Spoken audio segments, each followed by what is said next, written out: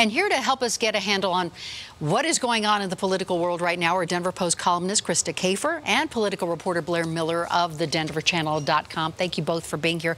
We have a lot to talk about today, but I think top of mind are these sexual harassment allegations that have been really all over the map, starting in Washington, D.C., and Roy Moore. It's like that boil has been lanced. I mean, we're seeing more and more things coming out, whether it's Hollywood, Capitol Hill, Roy Moore, here in Colorado, even our legislature. People are coming forward with these stories, and I think we have to believe the accusers. I also think that this will put an end, hopefully, to that kind of bad behavior that's been swept under the carpet for too long. Can Roy Moore survive this? I mean, he's trying his best to survive it on his own, but I think, if you're considering all of Republicans, the establishment Republicans at least, they've all sort of abandoned ship and left him on his own here. He's out here tweeting at Mitch McConnell, bring it on. So I think he's done his best to distance himself from that whole party in the first place. And you remember President Trump backed Luther Strange, his opponent, and so I think he doesn't feel he needs to be held to the establishment GOP at all, really. And he's going to go down fighting, it seems. And now we're hearing Al Franken, accusations against Al Franken. He has apologized. He's been proactive versus. So what do you think about how these two are handling these accusations? I definitely prefer the apology. I mean, acknowledging that what you've done is wrong and then experiencing the consequences of that, having to step down from leadership. That is the first step towards making things right. It's very disturbing that there are a number of people in power who refuse to acknowledge what they've done, refuse to acknowledge the victims. Yeah, and I think it's gone, I think both parties at this point, since it's happened to both parties, people have been accused, they're finding that, I think they need to believe these accusers more and more. And you even saw it on Thursday with Franken's initial statement. People said that wasn't good enough. He needed to come out with more, and he did so pretty quickly. And so what do you think the president's role is in all of this? Or should he take a stand, make a statement about this? Well, for the sake of his own party, I think he needs to put pressure on Roy Moore to step aside. I mean, that race is going to be lost. Well, and I think it's also a tough spot for him to be in, we spent 2 months at least before and after the election, talking about the women who had accused President Trump himself. So I think it's a hard spot for him to be in, because if he comes out, everyone is going to ridicule him as a hypocrite. And let's talk about Colorado politics now, because we're talking Steve Lebsack, Rosenthal. What comes next for them? I think that Lebsack needs to step down for certain.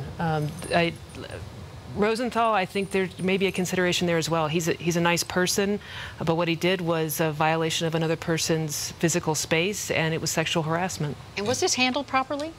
I mean, I think that that's up for debate among the Republicans and Democrats, but I think that even some Republicans have come out and said, Speaker Duran did the right thing. I think it was I forgot who it was, Chris Holbert, I think the other day came out and said, Alec Garnett, Faith Winter, they did the right thing.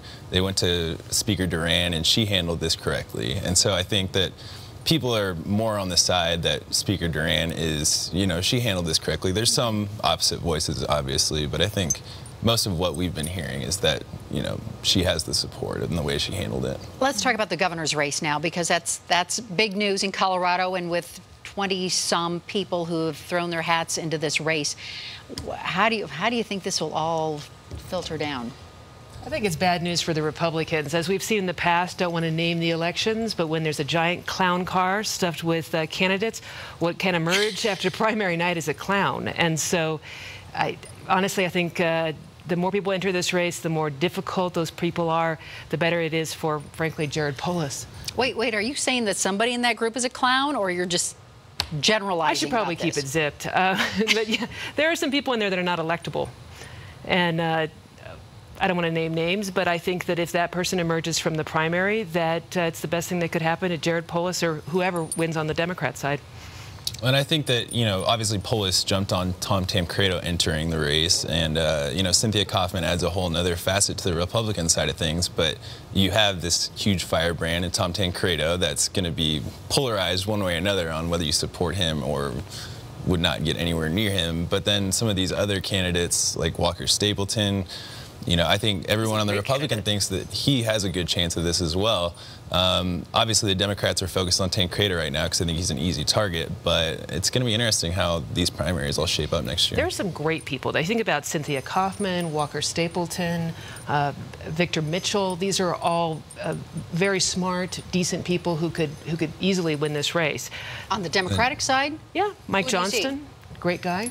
I think that, obviously Jared Polis seems to be the front runner among the thoughts of everybody, I think, because he has the most money, but Mike Johnson's raising a ton of money too, and I think all these people have some sort of name recognition, at least within the Democratic Party.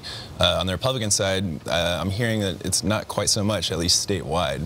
So I think that the Democrats, it's going to be just as interesting next spring. With 30 seconds left, does Tom Tancredo throw a wrench in for all of those candidates or just the Republican side? Just the Republican side.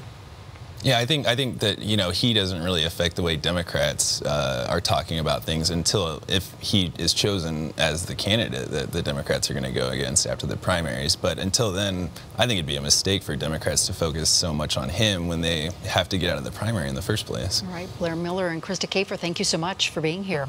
Listen, if you have a question or you have a segment idea, tweet us at Denver 7 Politics.